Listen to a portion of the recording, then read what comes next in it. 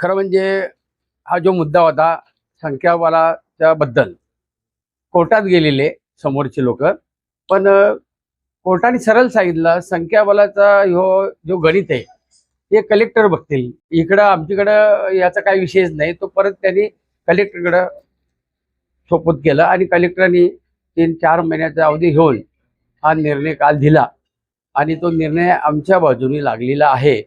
आणि आता आम्ही तर बोलतो की बाबा तुम्ही आम्ही मिळून 4 महिने गेले, तुम्ही जर व्यवस्थित राहिले तर आपण या अंबरनाथसाठी मिळून काहीतरी काम करूया.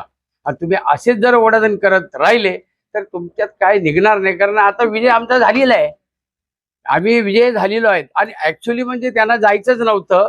कारण ज्या दिवशी उपनगराध्यक्षाचं इलेक्शन झालं त्यावेळेला संख्याबळ त्यांना माहीत पडलं होतं का सदाम आम्हाला हे एवढी मतं पडली. आणि जो समोर होते, मी त्यांचं नाव घेत नाही कारण ते चौका चक्कीवाली माणसं आहेत, तर ते हारले त्या दिवशी.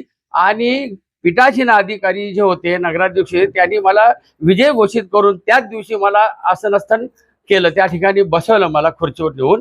तर पुढे जाण्याची काय आवश्यकता नव्हती. माझा विजय झाला तेव्हाच संख्याबळ त्यांना माहीत पडलं होतं. फुकट 4 महिने घालवलं विनाकारण. शहराचा विकास झाला असता. आता अजूनही त्यांना आम्ही विनंती करतो, तुम्ही आम्ही मिळून करूया, अंबरनाथसाठी भलं करूया, काहीतरी चांगलं करूया.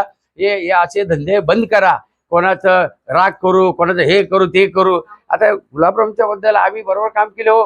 गुलाबराव आप्पा जे आहेत ना, करंजुले पाटील राष्ट्रवादीत असताना मला माहिती आहे त्यांची कामाची पावती काय, त्यांचं कार्य काय, त्यांच्याबद्दल न बोलिलं. परत विजय आमचा झालेला आहे आणि शिवसेना महायुतीचा हा विजय झालेला आहे. या विजयासाठी उपमुख्यमंत्री शिंदे साहेब असतील, खासदार श्रीकांत शिंदे असतील, शहर प्रमुख असतील, आमच्या आमदारांनी सुद्धा मेहनत घेतली, अब्दुल भाईंनी मेहनत घेतली आणि राजू शेट्टा आमच्या बरोबर होते आणि सर्व नगरसेवक नगरसेविका होत्या आणि सर्वात जास्त काम केलं आमच्या बरोबर. प्रत्येक आठवड्याला 15 दिवसाला तारखेला आम्हाला घेऊन जाणारा आमचा गुरुजी गटनेता रवींद्र करंजुले हा यांना जातो सगळे श्रेय.